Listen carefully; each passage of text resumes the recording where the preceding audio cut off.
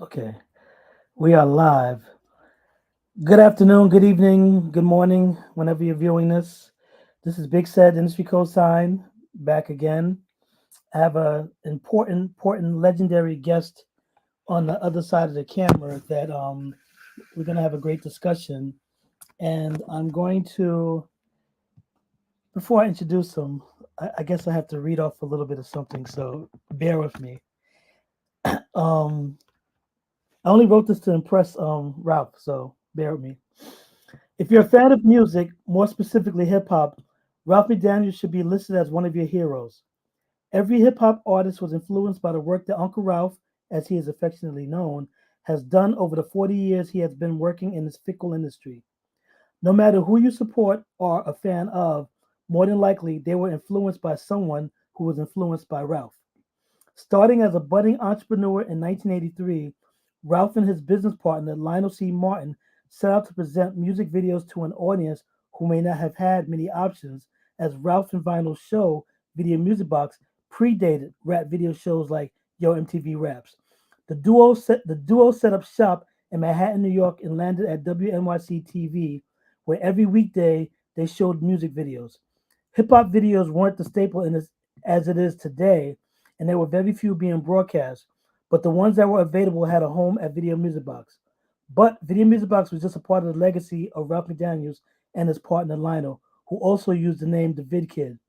There weren't many companies producing videos, specifically hip hop videos, when the company owned by the duo, Classic Concepts, set out to give recording artists visuals to go along with their vocals and art. They didn't only do hip hop videos, but once they started, hip hop artists found them. The number of videos that the duo did, many companies who performed the same work couldn't compare. Too many artists to name, mostly from New York City because that's where the bulk of the artists were from and grew up. Classic Concepts became a mainstay in the hip hop world. As Ralph continued to make his mark in the industry, after the Vid Kid went off to Hollywood to direct some movies, Ralph stayed the course with Video Music Box, adding several hosts like Tuffy, Crazy Sam, Ray DeJean, and Kevin Lawrence, to name a few.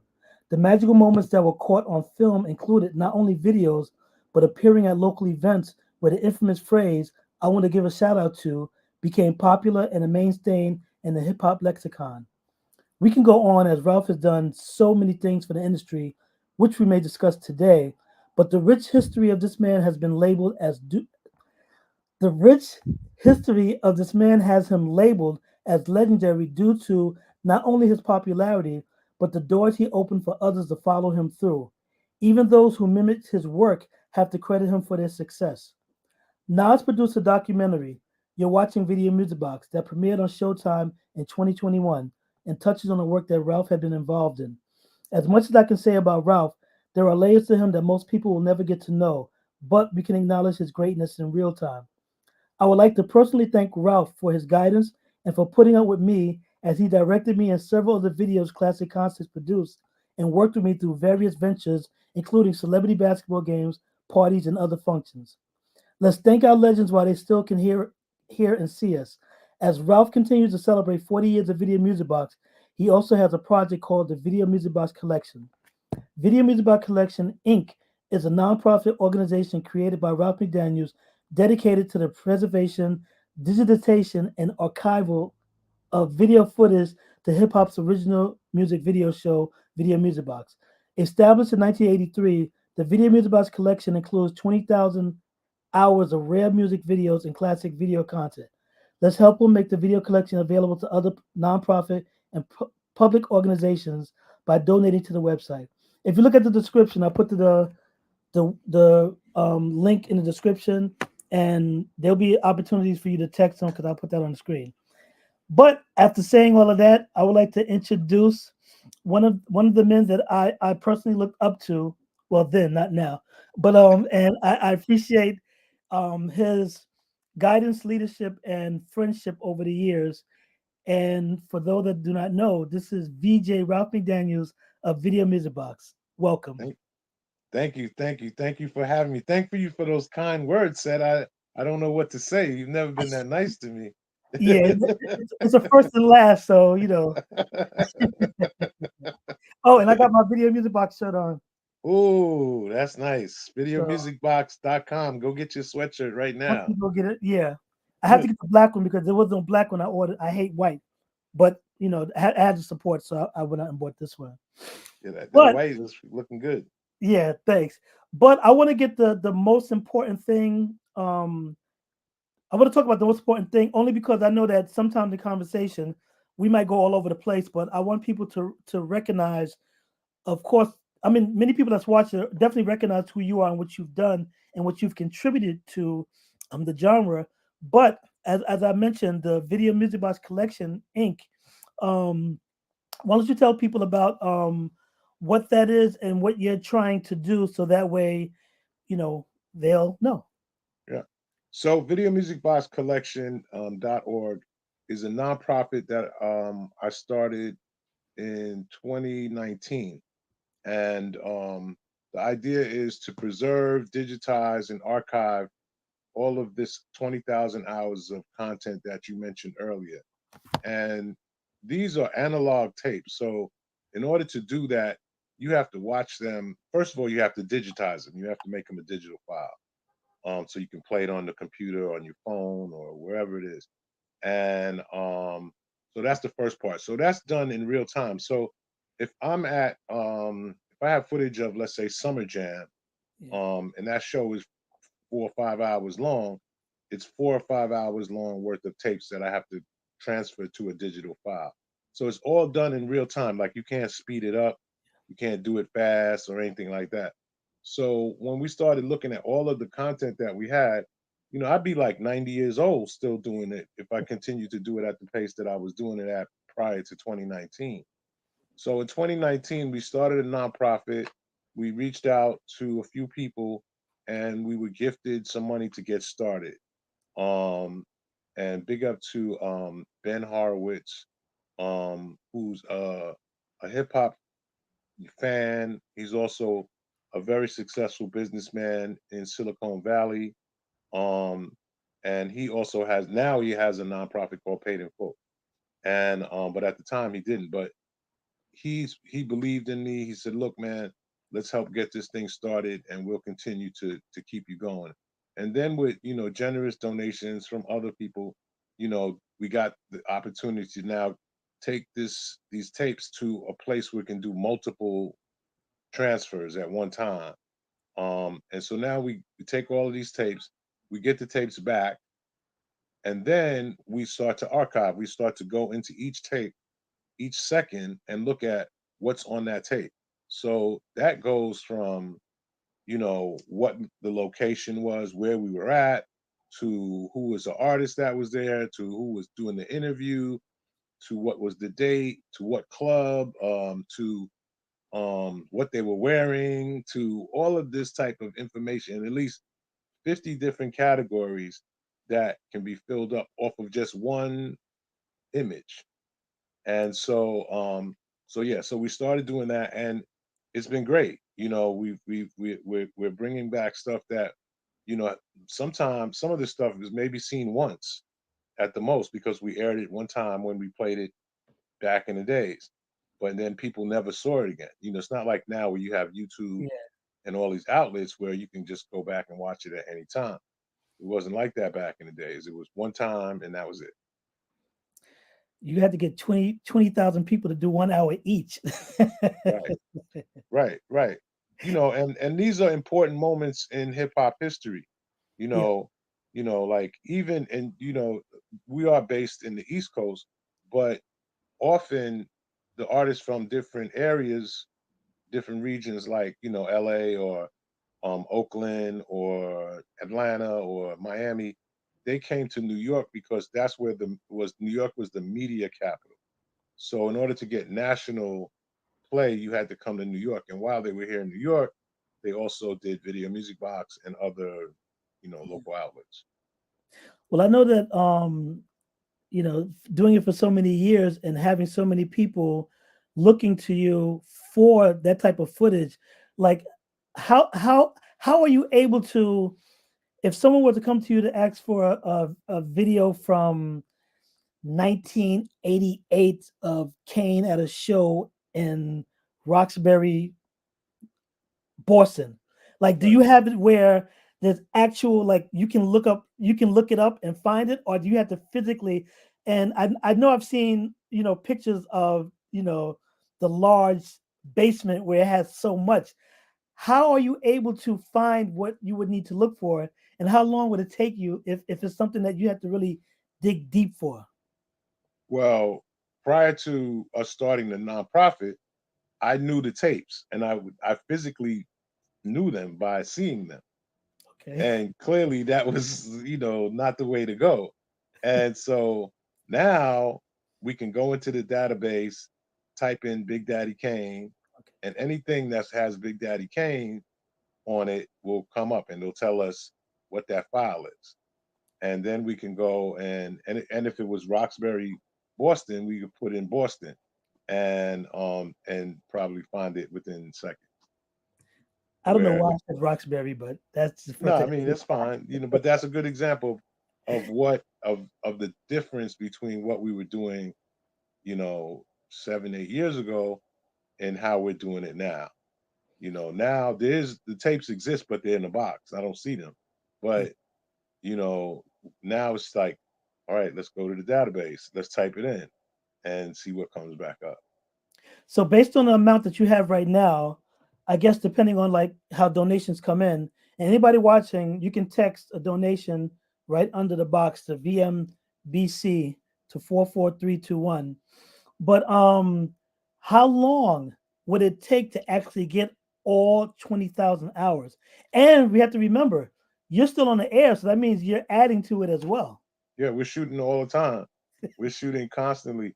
So it's constantly you know, it's constantly being updated, and to answer the question, we're still digitizing. So we're at about, let's say, 6,000. So that's like we started in 2019. So this is 2024. So that's 5 years, right? Yeah. And we're at 6,000 hours. So we still have another 14,000 hours to go. Well, maybe By the not time you finish with 14,000. these spaceships that finally came to the Earth to visit us. Well, yeah, right. But the great thing about it takes. This is how it works. The more machines and more manpower you have, the faster it can Yeah, get of done. course. Yeah, Yeah. definitely. So, And of course, that's important. And I guess with the donations, that can allow you to get more yeah. manpower to actually do it. Yeah. So Like people go to me, yo, I'll come to your house, I'll do it. I'm like, no, it's not. It doesn't work like that. Like, you get a bunch of people from Brooklyn just to come through and say, "Hey, everybody, let's get some yeah. pizza and soda." It's not like you got. First of all, they don't even make those machines that play those tapes anymore. So Well, you yeah. have to find a place that has those that technology. Wow. And I'm pretty sure that's kind of expensive because it's not made anymore. And anybody that has equipment like that, they're definitely going to charge because why not? Right. You, You have you no know, other choice, exactly. So yeah, so and it's being done. The other part, we were doing this before that, Yeah. but this time it's being done at the highest possible quality. So like, the same people that use NFL films are the people that we use. So we don't want to do this again. Like we don't want in like, 10 years to be, oh, this is out of this technology isn't any good. We Yeah. want this to be it. This is going to be it. We're going to do this, and we're going to knock it out. Now, when you first okay, well, let's go to the fact that actually you just celebrated in Harlem in August the Yeah, 40th, the official 40th anniversary of Video Music Box. Congratulations once again.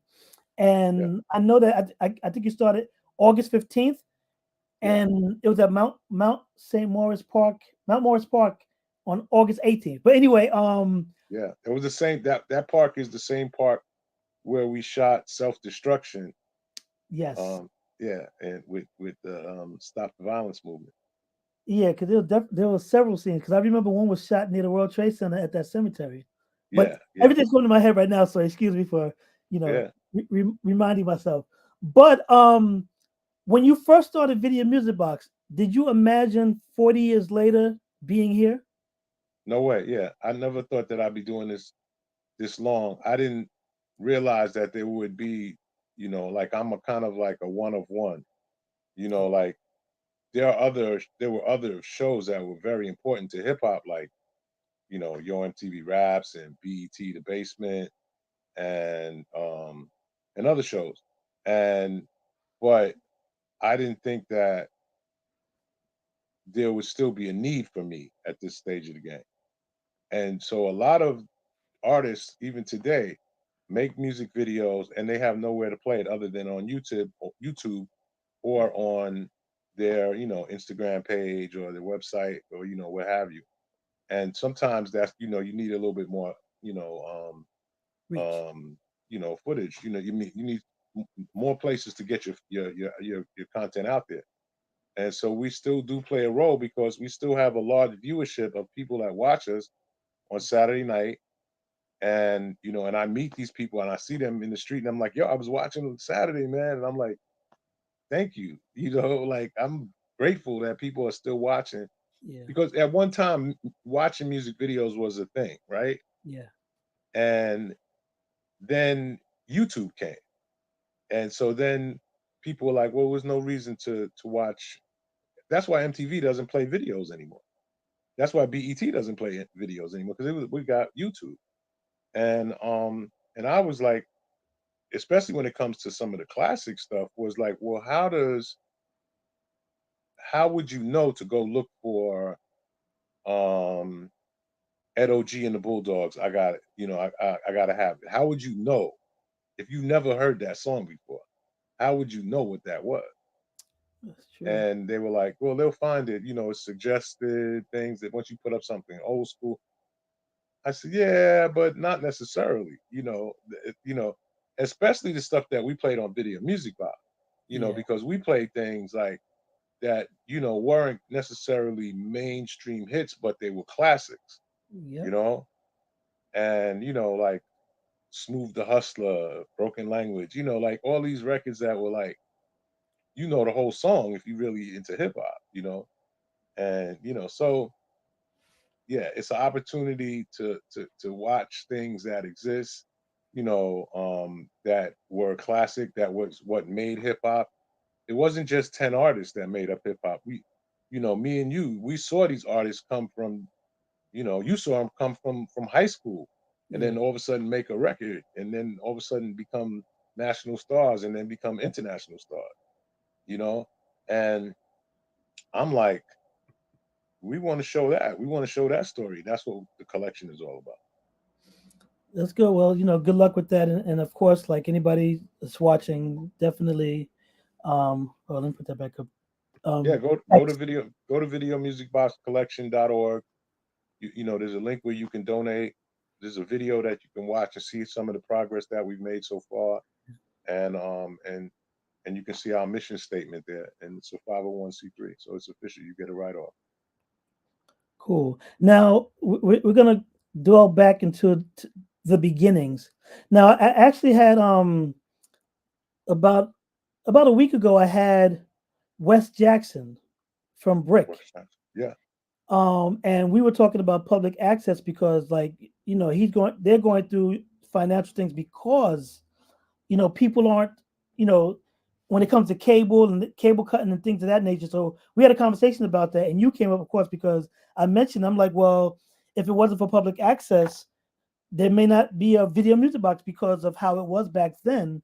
And they're definitely still trying to keep that going. So that way other entrepreneurs or other people who want to do things within the arts or anything just to get it going. yeah, So when you first how was the like back then, of course, it was a different atmosphere. I mean, a different environment when it came to wanting to do your own things. But what led you to go to WNYC in order to um, do this great idea that 40 years later we're still watching?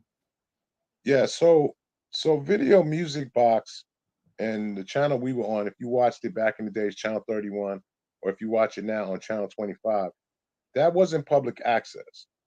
Ah, What gotcha, they do at Brick is public access. Public gotcha. access is something that started when cable TV started. Remember, we come before cable TV. Yeah, We came in 1983. Cable TV really starting to happen in New York like 1991 or so, right? Yeah. Or people remember you had to break the ground. They had to wire people to their house, and you get cable companies like Cablevision and all these other companies, right? Um, and part of you getting that in your house, and part of that people taking this wire and connecting it to your house was that you had to give the public access to the channel. So Yeah. there were certain channels there was nothing on in the beginning, and these were the public access channels. And so people started programming it, making up their own shows. It might be about music, it might be about flowers, it might be about painting, whatever it was. And that was what public access was. So it was like a give back to the community, giving the public access. We were on a public broadcast station, which is like Channel 13, Gotcha. which is totally different. It's like its own network of its own, you know. So Channel 13 is PBS. That's the flagship PBS station in Yeah. the East Coast. And then there are other stations across the country that create what PBS is. And then there were lower tier like Channel 31. We were a little bit below. Our signal wasn't quite as great as Channel 13's was, but it was good. Yeah. And so we came on Channel 31. And and that was how I got on because I was working there at I graduated from college as an intern. I mean, at first as an intern, and then when I graduated, they hired me, and I was an engineer. So I was a guy like doing the camera work, setting up the lights, recording the shows, all of this stuff that was kind of behind the scenes. And so at some point, I was looking at these shows, and I was like, man, we need something kind of for the black community because there was nothing there, like to be out there at that time. Back in the days, we'd be happy to see anybody black on TV. It Anybody? wasn't Yeah. like right. It wasn't like that, you know. And so these tapes came in one day, and they had artists from Solar Records back in the day. So Solar was like a disco R&B label, and Shalimar. Shalimar, The Whispers, Yeah. Carrie Lucas, these different groups, Lakeside, and Okay. so they were performing on this tape, but they were like in a studio. It wasn't like an outside venue or a concert with people there. They were just there performing on like a sound stage. And I was like, what is this? What is this for? So when I called the record label, they said, well, that's for you guys to see what the group looks like live. So I was like, okay, so you want to book them for your station, you could see what they look like first. So I knew at my station they wasn't going to book the group. So I said, well, can we play the tapes? Can we just play this?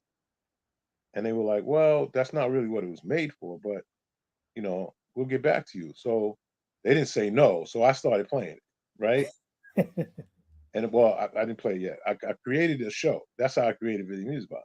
I Yeah. got that. And then I knew that there were other videos that existed out in the world because I'd heard about it, like Rick James and um, Lionel Richie and Michael Jackson, of course, you know. But when you saw a Michael Jackson premiere of a video, you saw that on a major network. Like it came Yeah. on ABC, CBS. We're gonna premiere the new Michael Jackson video tonight. Wasn't on. There was no MTV. There was no BET.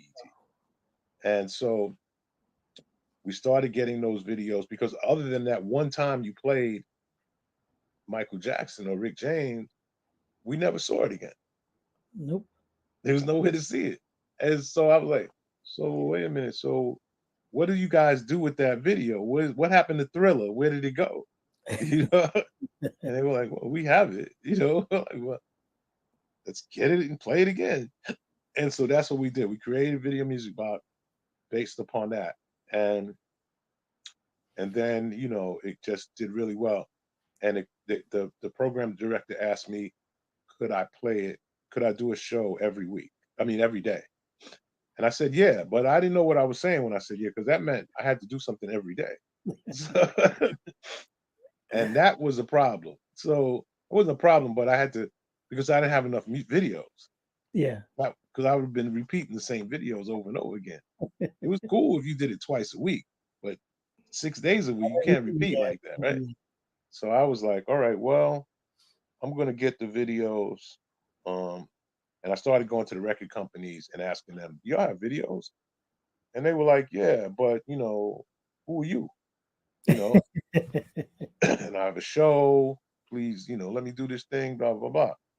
And some people were with it, some weren't. And eventually, we got enough that we had enough variety. I Yeah. had a playlist now, that was a variety. And I just assumed that the record labels would hear about it and they would start giving me video. But that didn't happen. The record labels wanted me to pay for it. They were Mm. like, okay, we're giving you programming. You got to pay for that. And I was like, I don't have no money to pay for it. And so I didn't pay for it. So we figured out ways. That's what made us go out to the clubs because we had to have more to fill in the blanks. Yeah. So we started going out to the clubs and creating our own footage or the word segment and all of that kind of stuff that we did. That was just to fill up the hour. And sometimes it was hard. We'd be at 50 minutes and we got 9 more minutes to go. We need What to you gonna fill do? up What that you nine. gonna What are we gonna do? So that's how it started. Yeah. now, there's I know because like I only knew well I knew because Cheryl of course worked with you and me and Tuffy was childhood friends, we were hanging out and Yeah. the misconception was that like y'all started out doing hip hop, like just strictly hip hop, when I know that wasn't the case. But like I said, it's a misconception because even people today was like, of course y'all are famous for breaking a lot of hip hop artists, but people think that y'all started out as a hip hop show. No, hip hop didn't even have music videos then. Yeah, The artist hip hop was so new, even in 1983, 1984, that record label like if you got a video, that was meant that they believed that you was gonna sell a lot of records. yeah, And they weren't sure about hip hop yet. There was only a few people that had music videos that invested in it, like Run DMC by MC, 84. Boys, They yeah, were like, we're gonna get on MTV. That was the plan. yeah, That was the plan. And it wasn't to be on Video Music Box. It was we're gonna get on MTV and that's what we're gonna do. And then it started to happen because remember, Run DMC is hip hop, but it's got a rock sound to it. yeah, That whole project was strategically made to get to MTV. And then the pinnacle was Walk This Way with Smith. Now we got a real group in the video. It's not just a sample, it's the yeah, real group is singing on the record too. yeah, That's the culmination of the whole thing. But not everybody was thinking like Run DMC was. So you had groups like Houdini. They had videos, but they weren't getting played everywhere. Eventually you started getting shows like Friday Night Videos yeah. and some other shows, Hot Tracks. Hot Hot tracks. Tracks was first. Yeah, Hot Tracks was before me. So Hot Tracks was like, okay, they're doing the same thing. They're playing a mixture of everything. There's not enough hip hop videos to fill in the voids. Yeah, so it's a misconception, and it's because we broke a lot of different genres of music other than hip hop, house music, reggae. reggae music. Tasty Tuesdays was the slow jams. Yeah, You might hear that. You might hear some of those records on, some of the black radio stations at the time, but you never saw the artists, no, never saw them. And that's the thing too, is that the difference between what we were doing and what radio was doing was that you heard the artists, you got the magazine right on or word up, and you yeah, saw their picture, but you on saw video music about you saw them talking, yeah, like having a conversation, like outside of being entertainment. You saw them with Tuffy at the party. You saw them with me, and you saw them with whoever on the show, just having a conversation. That was a big deal yeah, to people. They never saw this before, so that's why people were like, "Yo, Video Music Box had." Run DMC at some club in Manhattan. They But, was but it was crazy. but I can say one thing. Um, Nobody, even like when the artists were there, no one really cared as much about the artist, but to get on Video Music Box because That's the fact. it was a big thing to get on Video Music Box. And as I said in the intro, I want to give a shout out. Like I said, that's like standard in hip hop now. Where back then it's like a what, and the fact that people were like, yo, I gave a shout out, and like it became a thing where I mean, because of course I used to roll with you, and me and Tuff used to hang out, and I'm like going crazy that until the cameras came out, everybody was good. The minute those Right. cameras came on, that light came on, Right. everybody went nuts, like yo, yo, yo, yo. I want to give a shout out, and this and that, and it's like it was just crazy because like I said, they wasn't really going, and like I said, there were celebrities in the place, but well, New Even York. the celebrities was acting like that. Yeah, I was about to say the celebrities did the same thing, and New Yorkers never cared, and they still don't care. Right. Somebody walking down the street, oh yeah, that's so and so, whatever.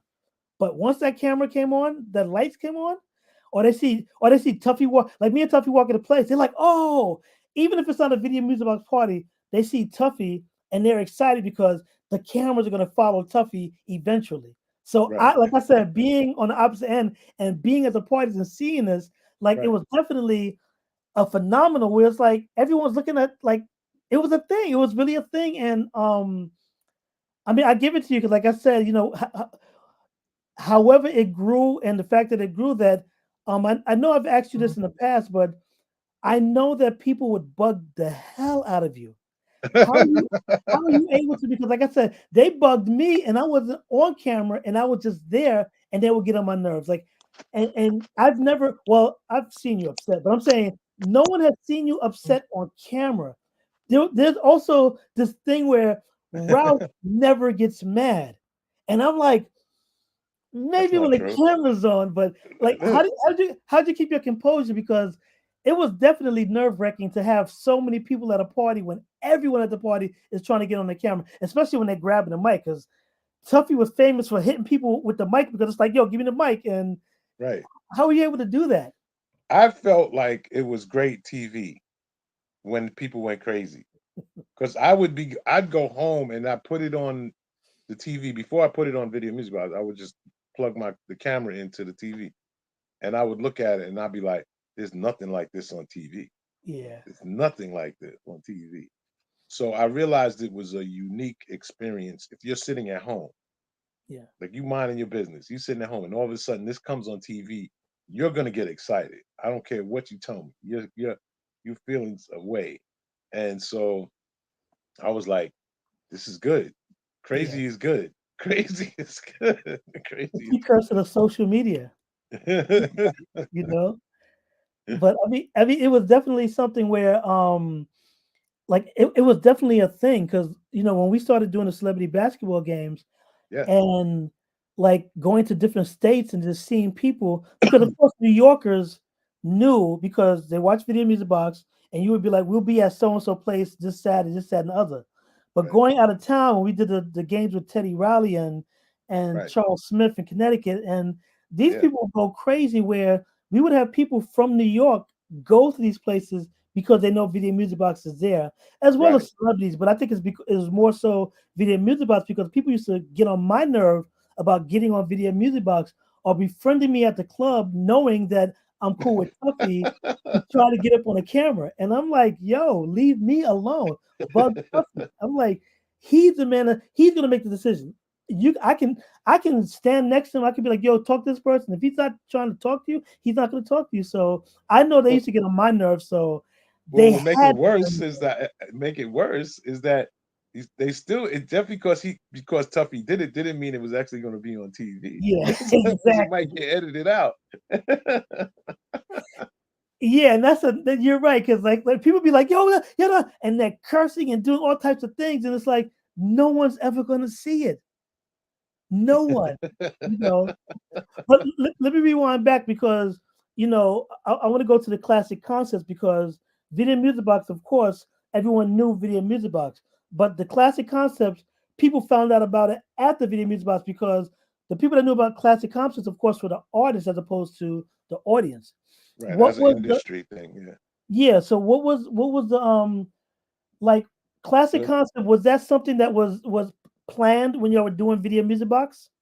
no, when I started doing Video Music Box and I started looking at the videos that we were getting, I would be like, sometimes I would be like, who shot this video? Like it doesn't go with the song. Like Yeah, why? Or somebody would be talking about we was on 125th Street, and I know that's not 125th Street that they're showing on in the video. And I was like, who does this? Like, like how does this happen? And and it was real simple to me. And I then I realized I saw a couple of video shoots like behind the scene, and yeah, I was like, oh, there's no black people here. So why would the artist allow this to happen? But the artist didn't really care. They were just happy to get a video. yeah, And so I was like, okay, so we have to start making videos. How does that work?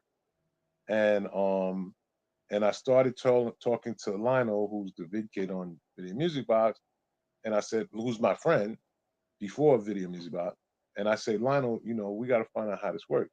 So a couple of the guys that worked with Lionel at he worked for Children's Television Workshop. They shot in film. Music videos were shot in film back then. yeah, And I was like, we don't know nothing about film. Like, how does that work? So we're going to get these guys to shoot for us, and they're going to show us because they're going to go through the whole process when we're making. yeah, So that's how we learned how film worked. When you shoot in film, you got to develop it, you got to colorize it, you got to process it, then put it to tape so you can edit it. There's a lot of steps to film, and we were not doing it. We were shooting in video, so we were like we yeah, shoot it and we edit it. There's no developing film or nothing like that. So anyway, we learned from these guys how that process worked, and now we could go to a record label and say we can shoot a video because we know how to do it now. yeah. Roxanne Shante was the first video we did. Roxanne's Revenge. Um, Big up to Roxanne Shante. She's one of the honorees for Paid in Full this year, which is a great honor. So she's one of the I was honorees. going to ask you about that as well, but we can go into that a little Yeah. later. Um, and so that was the first video we did, but it was shot in music in video. We it wasn't shot in film. And we were like, we want it to look better. How do we make it look better? Because film just looked realer. Yeah. And so then we learned how to make the film stuff. And that was when Shan was the first one that we did in film, I think. MC Okay. Shan Left Me Lonely.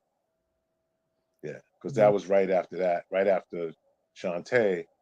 And Coach Chillin, big up to Fly Tie. He really was giving us opportunities to do videos. So we were doing that. We did Biz Marquis videos, you know, um Big Daddy Kane, And I have you stepping. I was know, there if I remember that one. yeah, and that was all because Fly Tie believed in us and he liked what we were doing. That's cool. And the damn, I just lost my train of thought. But so when y'all started doing videos, after a while you didn't even have to pitch because people would start coming to you, right?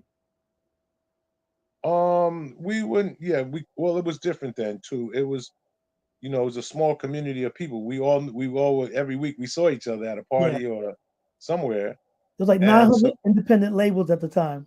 right, and they were all there, and everybody who was into the music, we were all at the party.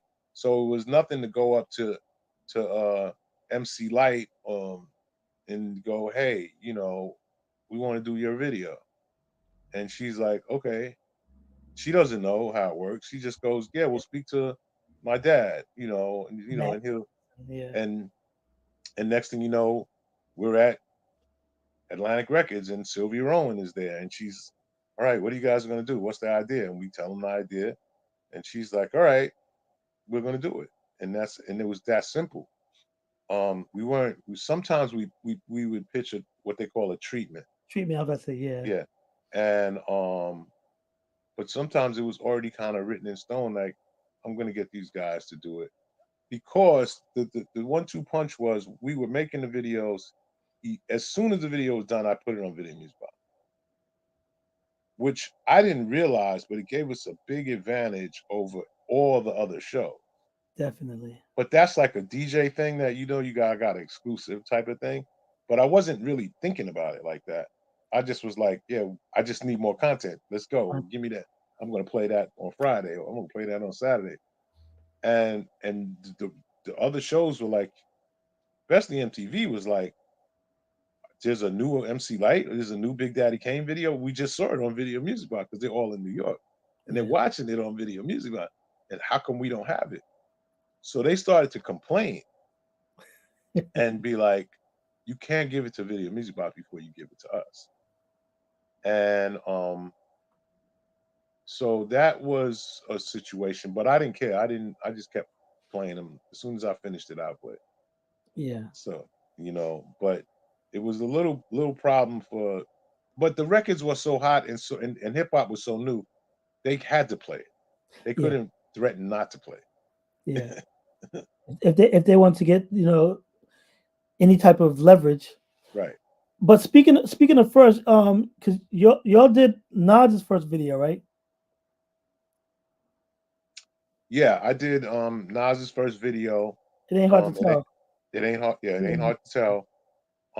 And that was based off of a EPK that I did first. It's like a little EPK is like a mini documentary, like 8 minutes, 9 minutes long. And it had all the producers from that album in that EPK. And it was basically to tell people it was basically for the press. So send it out to writers, New York Times, New Yorker Magazine, Vogue, Billboard. um, whoever, Channel 7, ABC, whatever. This is this guy named Nas. You should book him on your show, or you should do a story about him. And that video was to introduce the media to Nas. That's what the EPK was for. So here I go again. Can I play it on TV? I shot it for Columbia Records. And they were like, well, yeah, I guess so. And I said, all right. So I play it. Nas is new. Nobody knows who Nas is. We Yeah. know. We've seen Nas a couple of times around, but nobody really knows who Nas is yet. And I'm playing it on the show. So the street, if you into hip hop, you like, yo, he got a video with Q-Tip talking, Premier from um, Pete Rock, Rock. LES, all these people are in this Lost Professor. All these people are in this video, and they in Queensbridge talking. It was like some real insight into a new project that they never saw nowhere else but on Video Music Box. And so it did really well. Columbia got great feedback from it, and Faith Newman, Yeah. who was there, who originally I knew from Def Jam, she was now working at Columbia at that time, and she said, "Can you do a video? We need to get a song. We need to get a real music video out now." And the song is "It Ain't Hard to Tell." And so immediately, that's the first time. Well, that wasn't the first time, but me and Nas spoke about an idea, concept to do that video. Yeah, Now, of course, I brought up Nas, so that could be a segue into the um, you're watching Video Music Box, which is a dope yeah, title because that's what you always stated. yeah. Big up to Sasha Jenkins. He's the one Oh, yeah, who yeah, gave me that idea. Sasha gave me that idea. Writer. And Ross, he's a he's revive. You know, your vibe. yeah. Yeah, And Sasha was starting to. Well, he was already doing documentaries, yeah, and I can't remember the first project that we connected on, but I didn't really know Sasha until he started making documentaries. I knew of him, but I yeah, didn't know him. And we sat down. He told me what he was working on. I was like, "Yo, I got some dope content for you. Back to the archives." And I showed him, and he was like, "Oh wow." So he was inspired. That helped him maybe create a sizzle reel. I don't know, whatever he was doing at the time. I think it was the first one he did was one on fashion. Um, I can't remember right now, but I showed him all the footage from the Fat Fashion Show, yeah, and he was like, "Yo, what is this?" He never heard of the Fat Fashion Show, and it's called Kanai, Fubu, Walkaware, all these different people, and they're all there, doing their thing in one spot. Fat Farm, you know, and he was inspired by that. Shirt Kings, all of that kind of stuff. Okay. And so we had been working on each one of his projects, and I was I was doing a deal with Mark Wahlberg, Marky Mark. Marky Mark, yes. So it wasn't him directly; it was his company. It was his. He has a company that makes documentaries, and the guy who lives in New York who's one of Mark's best friends. Called me up out of the blue and said, "You ever think about doing a documentary? I work with Mark Wahlberg. That might be something you'd be interested in." So I said, "Yeah, I'm interested in that." I'm like, "Yeah, Mark Wahlberg's a big star. He's gonna put if he's behind something, it's gonna be a big deal." Yep. And so um, we got on the phone with the people from the company, and they were like, "Yeah, we can do this. We can make this happen for you. We have a relationship with HBO, and we can make this happen for you."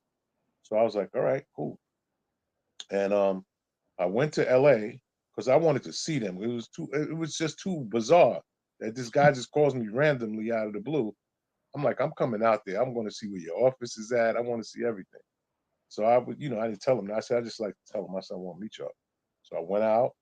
They was on, right there on. I can't remember one of the big movie sets. It was right next to it, and I met them, and they was like, yeah, we got this guy. We work with this guy. I'd say I know all of those people you mentioned.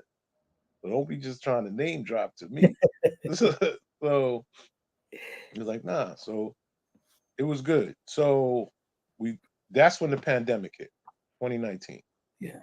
And that was the beginning of, us we can't go outside. We're locked down.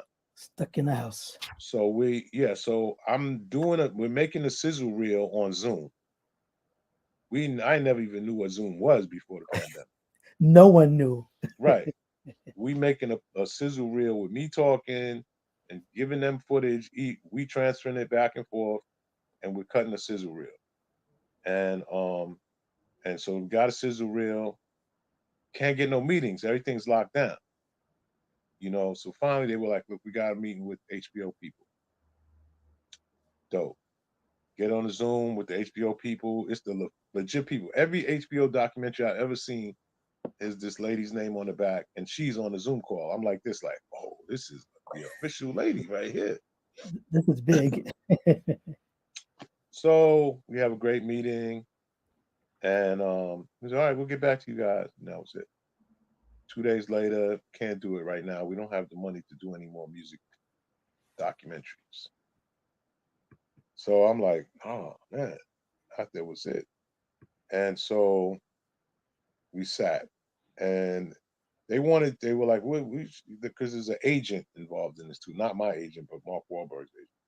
And like, well, we should just take it to BET. I was like, no, no, no, hold on, man, hold on. Because I felt like, and not because I think that BET is whack or anything like that. I was like, you're assuming because this is about black people that it should be on BET, Yeah, exactly. and I don't agree with that thought path. And not saying that it can't be, but I don't agree with that. Right. So time went by, nothing happened. We met with Netflix. That was a disaster. And we sat. And I was and while we're in the pandemic, people are dying every day, you know? And I'm like this, like, yo, man, suppose something happens to me, or it's just too much is going on. I'm panicking. I'm paranoid. And Sasha calls me up because Sasha was on. I brought Sasha on to direct Yeah. for the HBO project. So Sasha calls me back. He says, "What about if we took it to Showtime?"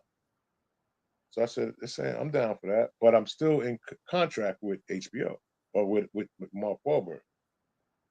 So he's like, "Yeah, no problem." So time goes by, the contract runs out.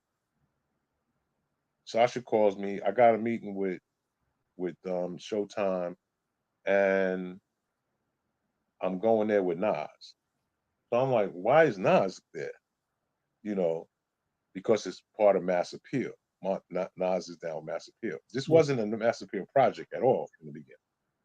So I said, okay. Calls me back after the meeting. Yo, they went crazy. They want to do it. I said, yeah. He says, yeah. So now Mass Appeal is calling me because they're going to write the check to Mass Appeal, which I was supposed to get. The check was supposed to go to me first. So it took me a second to kind of like, okay, wait a minute, hold on a second, wait a minute. I'm a control freak. I want to be in control of the money, but Of no course. problem. Right. Like, all right. So now I have another partner too now, Mass Appeal. So, all right, we get it done. And I'm said, Nas is like, yo, it's a good deal. And I think the fact that it was Sasha and Nas were really pushing for it at that point, that I was happy to go with it. But Yeah. that's how it happened. Yeah. Yeah. I mean, people were definitely appreciative of it because I Yeah. mean, video music box. So And the other thing too was, Nas directed it, but Nas wasn't the original director. So when they brought Nas in, they were like, we want to make Nas the director. So I was like, Nas doesn't have time to do that. When does he have time to direct the documentary? He's out doing his thing. And I'm like, I got to speak to Nas. I got to talk to him. This is serious. This is my family. yeah. Like this is like not just video music. But this is my life. We got to get this right. And so Nas and I got on the phone. He's like, nah, brother, I swear to you, man, this is very important to me. And I was like, all right. I said, come on, man. Like, my mom's is going to be in this video. And he was like, I understand. I said, all right, okay. I said, all right, I feel good now. As long as you told me that, I believe you. And then let's Yeah. do it. But being that you've directed videos and you've, like you said, you've basically in control of whatever you do, like I know it was probably uneasy for you to allow someone to do, of Tell my course, story. yeah, tell your story. Like so were you satisfied with the results after it came out or after you saw No, it? no, there was some, it could have been longer. Originally, it was 2.5 hours, the final cut, where we felt like this is good. And Showtime said it was too long Yeah, because it wasn't never supposed to be 2.5 hours. It was supposed to be 90 minutes. yeah, So when we handed in there at 2.5 hours, they were like, "Oh, this is way it's too long," and so they were kind of stuck in the 90-minute thing for whatever reason. And but easily there was so much more content that we had that didn't make it to the cut, documentary yeah, that I wish that could have gotten out. I was like, yo, we could just do like excerpts and just put it online. I don't care. Just release it at the same time that the documentary comes out. And they were like, yo, that's a good idea. But we were talking stuff that Showtime wasn't doing at all at that point, that yeah. moment. Do you think that we could see more footage in the future?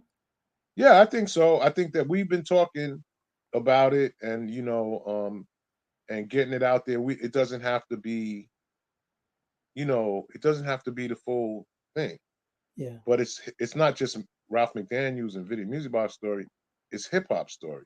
yeah. So we can get it out there, and I think they're open to it, and I think that it could be potentially something that we could do soon because I think Or it should be done soon, like soon. it could be a different documentary with the footage as well. With I'm pretty sure with the amount of footage you have. Oh, now even more because when we did the documentary, I was just in the beginning of digitizing. Now I found You've so run much more across, yeah, you've footage run across. that I'm like, oh man. But you know what? Somebody called me the other day who I've worked with over the years, and was like, "Yo, can you do another documentary?" I said, "Yeah, I can do another one." But like when you first do it, you have 18 months. You can't do something on the same topic. Show Yeah, with that's what in the contract with Showtime. So that's passed. So we can do something else. that's good. Yep, I want to just go. I want to give you props again because like Video Music Box is the longest running video show ever. ever. And if I'm correct, is it the longest running syndicated show? Is that considered? No. Okay, yeah. I'm not a TV person, so I don't want to confuse. But I do know the longest Yeah. running music Music show as video well. show. Because I know that at the time, because I wrote about it either for my site or maybe I was at, I can't remember what publication I was with. But I know that you have surpassed Don Cornelius in Soul Train Yeah. years Yeah. ago. Years ago. So Yeah. yeah, so that's why I was like, so I know I got Because Don Cornelius only came on. They came on once a week. We came on every day. that's true. That's true. That's right. 5 days, 5 new shows every day, Yeah, that's or true. 5 new shows a week. Every week, yeah. And so, just based on that, for 13 years nonstop, that was. Then we switched to twice a week Yeah. because that's when the station was sold, Yeah. and we moved to NYC-TV, and that was a whole nother ball, a whole nother station, and they didn't really want to do. They didn't want to do anything every day, so so they was like, no, we'll just do it Fridays and Saturdays, or Thursday and yeah, technically it's Friday and Sunday. Yeah. Yeah, So it comes on Saturday at midnight, yeah, which is really Sunday, if right, technically, and Thursday 2:30 a.m., which is really Friday 2:30 a.m., but right, at the Thursday night. right. Yeah, it's Yeah. confusing if you say Friday because then people think it's Friday night. Exactly. Yeah, Exactly. On channel 25 and 22. yeah. Okay. I don't know why it comes up on two different channels according to what cable company you have. Yeah, well, yeah, that makes sense. Um, you also wrote a book, a children's book. Yeah, it was something that once again the pandemic. You start thinking when you're sitting around in the house. And it's called Roscoe Learns About Video Music Box. And I met this brother online, and he said that his sister was a teacher and she wanted to do something with hip hop. We got on a Zoom call. We started talking. She lives in Baltimore. I'm here. I realized that she doesn't know anything really too much about hip hop, Yeah, and so I started telling her the story of Video Music Box, and she was like, "Can I write that?" And I said, "All right, let's do it." And so she wrote what I about basically what I told her, and then we incorporated, like it started in the Bronx, and moments that would make it a little bit bigger than Video Music Box, the general story of how hip hop started and the elements of hip hop, and then it was like these two parents come back to the old hood where they grew up with their son who's a kid and start showing him, oh, this is where breakdancers were, and this is where downtown where we would go to watch shows in Times Square. And there was the show Video Music Box with Ralph McDaniels that you could watch. And that's how the story came up. And then the idea was to put in, it was a coloring book plus a reading book. But she added, math and word comprehension to it. And I was like, I think this is going to work. I like this because it makes the book a little bit more, more of a reason to pick it up. yeah, So now you got a coloring book, got a story you can read, you got word comprehension, you got math, and because kids don't have to pick up books, they could just do everything on their phone or their computer. yeah. There's no reason for them to do that. So we have to give them sometimes a little extra reason, other than reading them a book, a little something extra to pick up the book. What's the name of the book? Roscoe learns about Video Music Box, and you can How get long? it on. You can get it on uh, my site. Yeah, it's on my site, videomusicbox.com. Um, and it done really well. I've done so many different things based around the book. So many different opportunities have come to me. I've spoken at different organizations. This summer, I did the Sag Harbor Black Authors Book Conference, and it was some Marcus Jameson was there. Is that the guy Marcus that owns the the restaurant in Harlem, Red Red Rooster, and Tamron Hall, and all these people, were there, and we talked about our books and our projects, and I met other authors who got, authors who had 30 books out, and they make a living off it. That's what they do, and so I was there for that. I did the Hamptons. I mean, I did um, what's the place up in Mount in Boston? I know you said about Martha's Vineyard. Martha's Vineyard. I did presentations for folks out there. Um, I just came back from Miami, and they're like, "Oh, during the time when they do Art Basel, they have a book fair. Would you be interested in doing it there?" So, like, books take you to a whole nother place, like, and I'm like, okay, and so I've done all these things in local bookstores here in New York. I've done Barnes and Nobles, um, just so many different things that I never thought I'd be doing, and that because I didn't think I'd have a book out.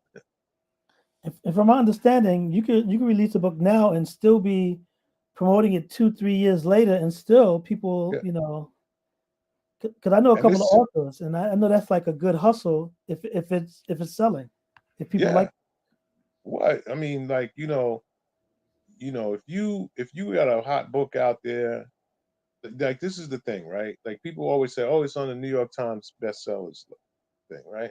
You ain't got to sell but a couple hundred, maybe 1,000 books to become on the New York Times best-selling thing, because it just has to be scanned through the stores that the New York Times recognize. Yeah, So it's like back in the days with records, you had to get scanned. Then that's how you got on the charts.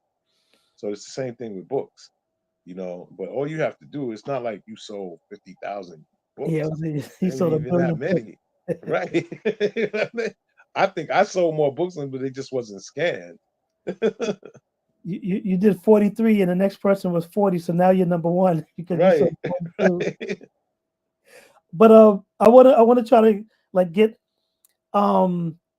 There was a movie that this actor turned rapper turned actor. I think his name was, I think, Tupac, that you were involved.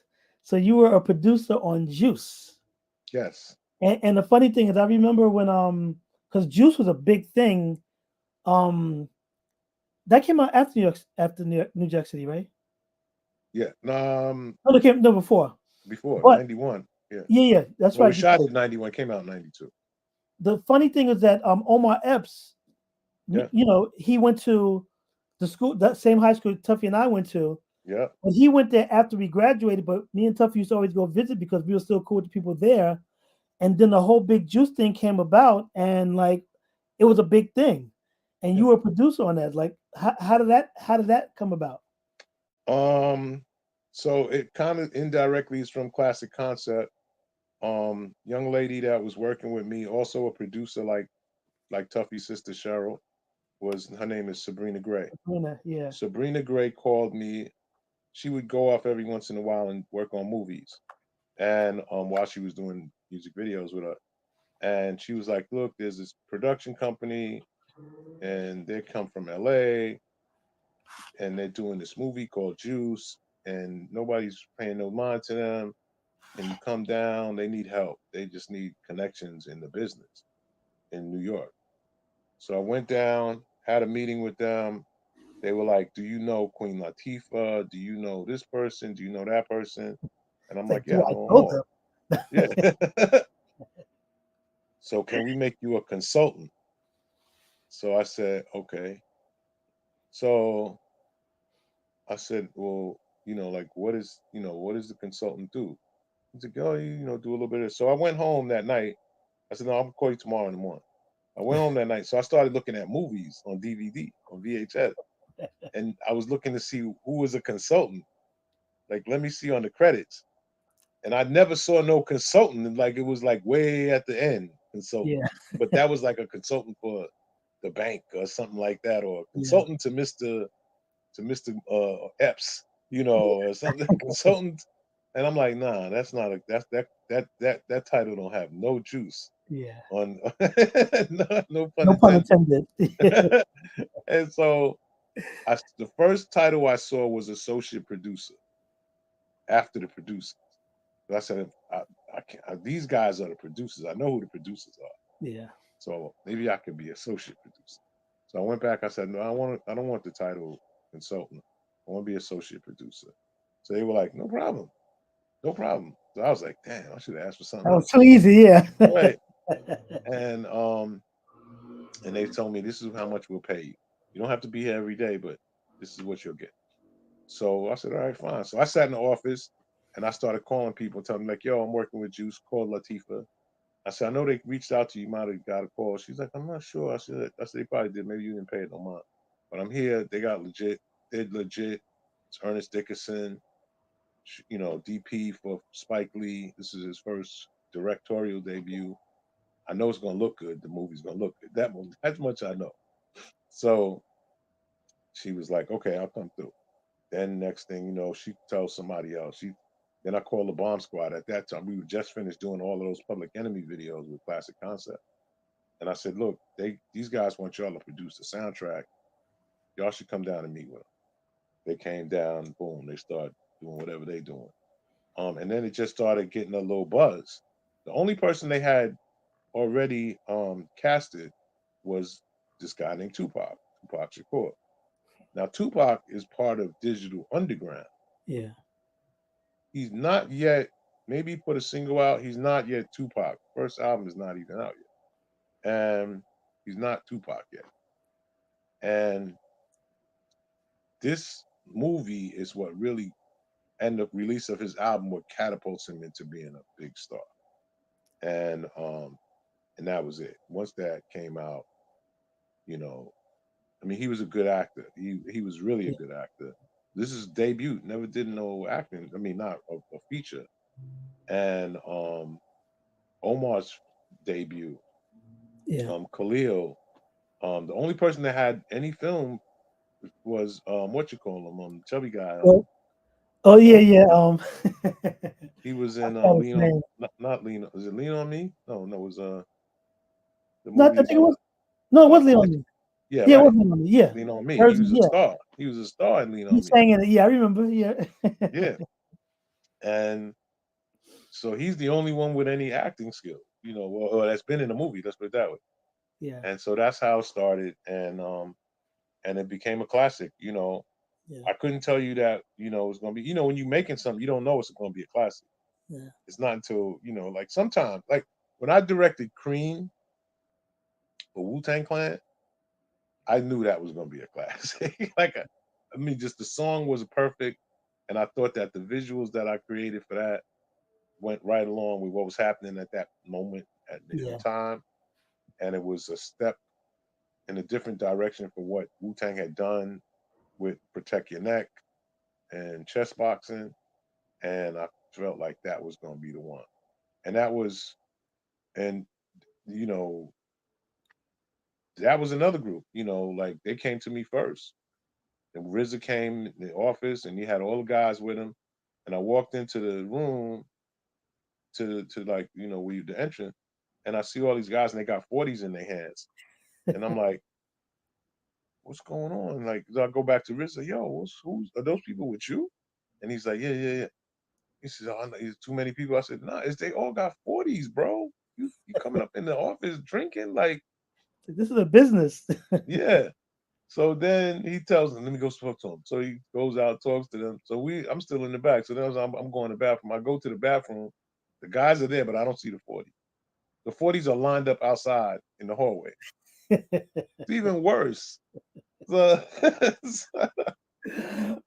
and so anyway, RZA gives me the video. I play the video, Protect Your Neck. I'm like, it looks cool. You when it's not finished there because it's still got the time code on it.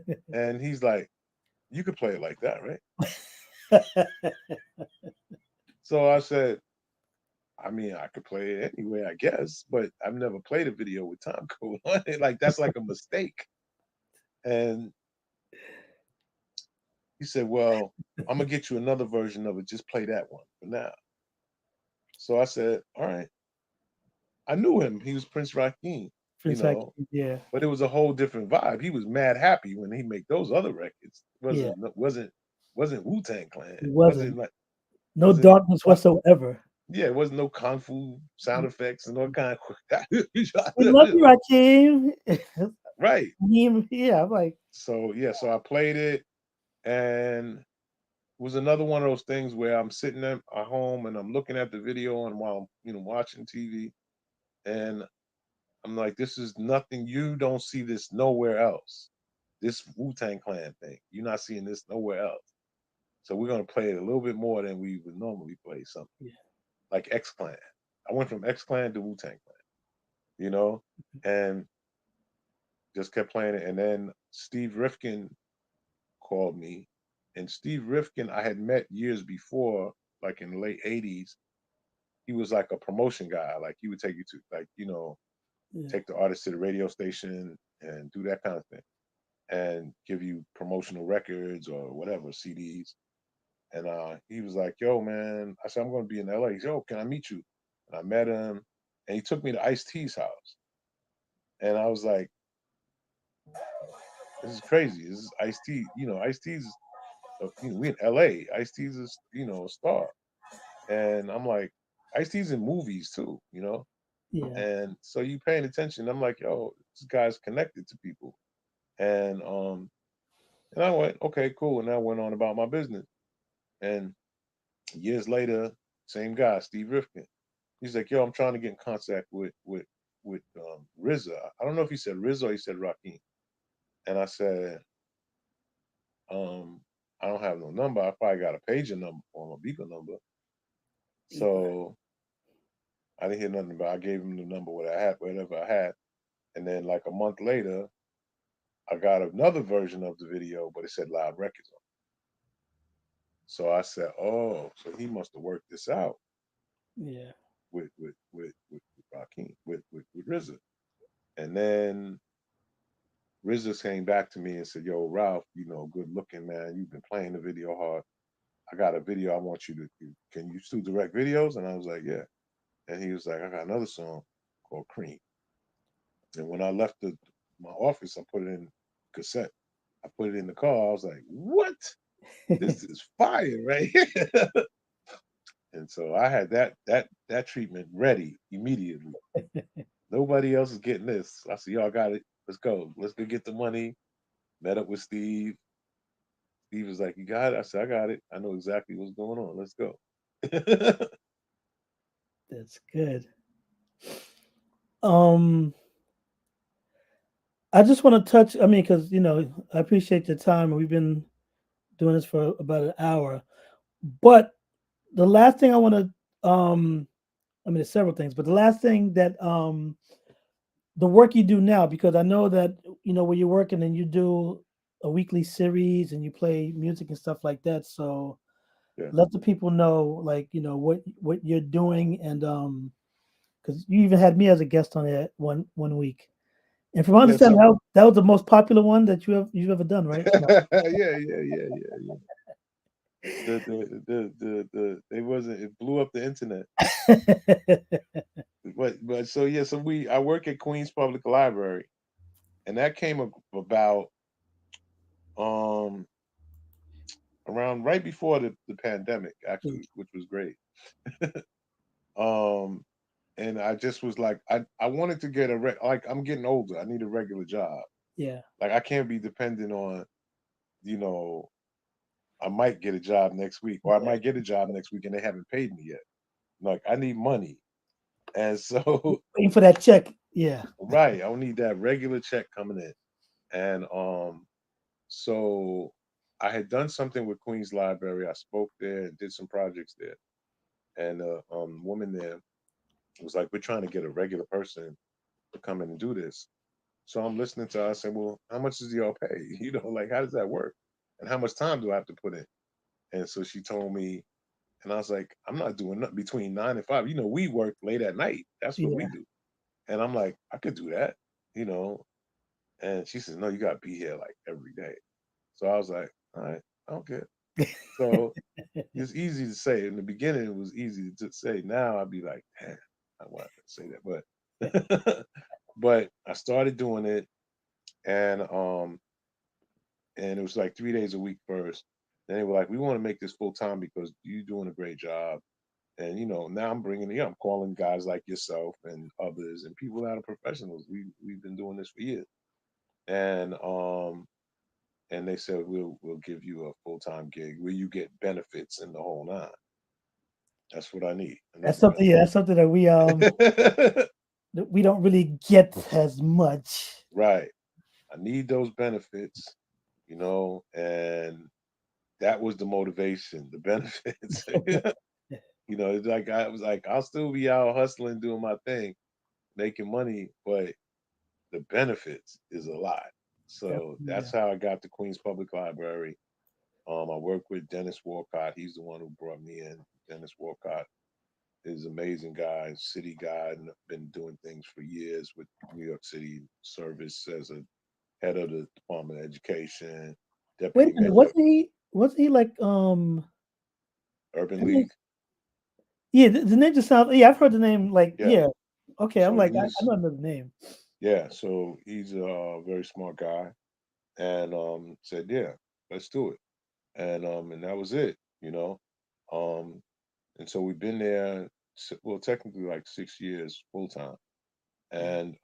and last year we did an amazing thing for the hip hop 50th anniversary. We did a nationwide program to celebrate 50 years of hip hop with 50 different libraries, museums, learning institutions across the country. So, for example, we did something with the Graffiti Hall of Fame, which is in Miami, I and we didn't even gave them heard of that until now. right. It's in the Wynwood section. Um, it's an amazing area, which is all artistic, like kind of like the village back in the day. And we gave them some money, and they did some programs and made it available on the site, Hip Hop 50, and Compton Library. We did programs with them, so they did, you know, some stuff on NWA and Dre and Philadelphia and all these different cities did something on hip hop in those particular different Yeah. cities, and it was a group effort. We all started at the same time. People, if you were in that city, you could go to those events. Um, so it was part of a national program of museums, libraries, and learning institutions, and it did well. It was great. Um, and we continue to do stuff now.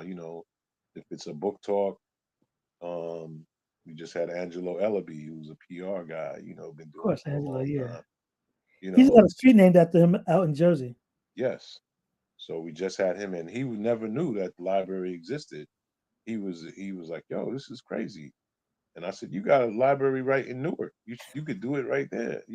Because people kind of forget about libraries because that was something you did like in high school or Yeah. junior high school, and then you kind of grow out of it. But those institutions still exist, and people go there on a regular basis, and they're very important to the community. There's 64 libraries in Queens, just Queens. And also, what happened last year, which made it really good for libraries, was the Book of Hope. Yeah. Um, Jay Z and the Rock Nation's presentation of Jay Z's life, at Brooklyn Public Library. And that was a big deal because people saw it, and it was in, like one of the main branch in Brooklyn. Yeah. And people never knew that their library could get transformed like that over 3 months. And so that was a big deal. And from there, that opened up a lot of doors for libraries and museums to do hip hop programming. Yeah, That's good. but we started first. Of course. And I know you still do regular like talks and you spin records like once a week or Yeah, something like so that. in the pandemic, when we were on lockdown, the library was still technically open for online business. Yeah. And even though you couldn't come in the library. So I was figuring out how I could connect with people Of course, D Nice is doing his thing, and I'm looking He at got it that from going, you. well, maybe he did, but he did it real big, and I was like, all right, we're gonna continue to do this Yeah, because people are interacting with this thing, yeah, on a regular basis. So, I'm getting, at the time, I don't know, a couple hundred people, daily checking in on, and I'm playing records because I was like, what else can I do? I can't yeah. just be talking. I was talking for a while, and then I said, I'm going to start playing music, but I started playing vinyl records, Mm. 45 records, and 45 records. And for people that don't know, I happen to have one right here. It's these things here. And this is what we had back in the day, Classic, yes. and classic vinyl on turntables with a. The you needle and know. everything. So yeah, so I was doing that, and I just started enjoying it a lot. So we still continue to do that. That's Saturdays at 1 o'clock, and 12:30 I do a talk. This week we had a health and wellness and talk. Um, I'm not on this weekend, but I'll be back on the 12th um, of October, and usually every Saturday at 12:30 at QPL NYC. I want to just go right back real quick because a lot of people don't know or didn't know that you were actually a DJ at one time. Well, I guess once you're a DJ, you're a DJ. So that's why I Yeah, want to no, let people know that's where that comes from. Like you doing the 45s isn't just because you just said, let me just do this. But no, no. I was started out as a DJ. That was when that's how I really became, like I wanted to do something that I could get interaction with the crowd. And I tell a story. I went to this party with my uncle, well, not a party, but a park jam with my uncle, and I saw this DJ playing Grandmaster Flowers, who's a legendary guy in Brooklyn. And you hear their names on the radio, but you never saw them. So yeah, I saw him. He's playing music. People are going crazy. Every time he plays a record that they like, they start making noise. And I'm like, this is pretty cool. I like this. I want to do that. But how do I get all this equipment? Like, who you have to have a pretty good job. yeah. So, Or rich parents. or rich parents, right? And then where do you get the records? So first thing was I started going to record stores and I started getting the records. And then I got a job and I started, you know, going to Sam Ash and stores like that. How much is MS. that speaker? And me and Lionel created our own company together, and that's how we got started. I bought one speaker, he bought another speaker. I also want to mention that you also, along with DJ Wiz, Awesome too, at one time we used to do the video mix party. And Oh, and that's one of your things where you yeah, actually play videos via in a club. I still do it. I Yeah, came back. I just did a gig. Big up Los from Classic Material. I just did a 40th anniversary party. He kind of put that together, and it kind of actually it's funny you say that. It's kind of like the spot that we used to play at. What was the place called? M15. 1 5, yeah. And it's kind of similar, but it's in Brooklyn. This place, and it's got an indoor and an outdoor, and people went crazy. They love it, just like how we were doing it back then. And I do it. I get booked to do gigs. I did something in Miami with Salam Remy, big up Salam, and it was around this time last year. We did a Halloween party in an amphitheater, like right on the beach. It was crazy. Like people had a great time, you know. I can And imagine. so I pop out and I'll do it. I'll do it. I enjoy it. And so does Wiz, and so does Vern. Um, Oh, Vern doesn't count. Let me stop. yeah, yeah. We still enjoy it. This is once again the visuals and the music. It's a different Yeah, experience. I mean it definitely works for you because that's two of your loves combined together. Yeah, I love it. Yeah, I love to. I could do it all night. I could play all night. I could just nonstop. I got enough videos to play for hours. I know I said one last thing, but You we keep mentioned saying it. that. In I fact, know most of that's it. you interview people do the same thing. Oh, I just got one more last thing. No, but this is a no, but this is the thing. you mentioned Paid in Full, and I definitely wanted to mention that because they're doing great things. So you had mentioned Roxanne Shante, and I Yeah. said So we'll get back to it. So I want to be a man of my word. So yeah, explain to people what Paid in Full. Paid in Full is a nonprofit organization started by Ben and Felicia Horowitz. Um, and last year we honored Rakim and Scarface. Scarface. Get better Scarface because his health went down this Yeah. year. He's always kind of had this thing going on with his health, but he had a rough time this year. But Felicia told me that she went and visited him, and he's getting better. And so yeah, so the idea was with Paid in Full was to to give money to artists that were groundbreaking, had some significance in the hip hop movement, and definitely Rakim, and definitely Scarface, and and both of them are part of groups, but they had their own projects on their own too. You know, Scarface was part of Ghetto Boys. Rakim is Eric B and Rakim, but they also had their own separate project. Yep. And so this year um is Roxanne Shante and Grandmaster Caz and Awesome. Kool Moe Dee. Yeah, Cool. yeah. Kaz used to always come to the video mix party, so big Caz shout is to him. one of the most knowledgeable people I know in hip hop. Yeah, used to Like, always love seeing that brother at the parties. yeah, So when you talk to Caz, you getting authentic stuff that he was there or he was close to the spot. yeah, exactly. But I do appreciate your time. Of course we can go on, but I know you probably have things to do, and if you don't, you're No, just I have always. time. I'm actually my wife has come around twice and asked me if I'm ready to eat. So I actually, Tell her I'm ready to eat. Tell her I said hi. Tell her I said no hi. problem. We got some arroz con pollo and See, don't do that. Don't do that. Don't sorry, do sorry, that. sorry. But once again, thanks again. Let the people know how they can find you.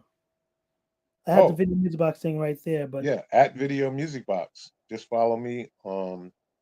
That's on Instagram and what you call them, TikTok, and on Facebook is a Video Music Box page. There's a Ralph McDaniels page. YouTube is a Video Music Box. But mostly, if you put in at Video Music Box, all my social media will come yeah, up. cool. And Um, videomusicbox.com if you want to get the merch. yeah, definitely. Oh, and once again, people, please support the Video Music Box Collection Inc. to digitize all the 20,000 videos that's accumulated over the years. Right, So that way Ralph isn't going to be 146 years old getting right, to number 6,014. right. Not doing it no more. Not doing it. But Big up to my daughter because she does a lot of the footwork now. Kimberly. okay. She's she What I can't front. She's on her job. She's on her job. Well, hopefully more donations come in. I'm going to donate as well. And Yes. for everyone, once again, Ralph Daniels Video Music Box, happy 40th anniversary. Wishing you 40 more, but only if you want to. Yes, I'm down. Because some people after a certain time they're like, you know what, I'm good, I'm good. No, I still got the fire. I still got the head nod. I'm still down to do it. Yeah. That's good. Once again, people, this is Big Said Industry Cosign. My friends are better than yours. And till the next time, thanks. And you got any last words to say, Ralph? Peace, love, and licorice. Licorice, black In the licorice. in the words of Craig G. Peace. Thanks everyone for tuning in, and thanks Ralph for being here. And until next time, peace. Peace.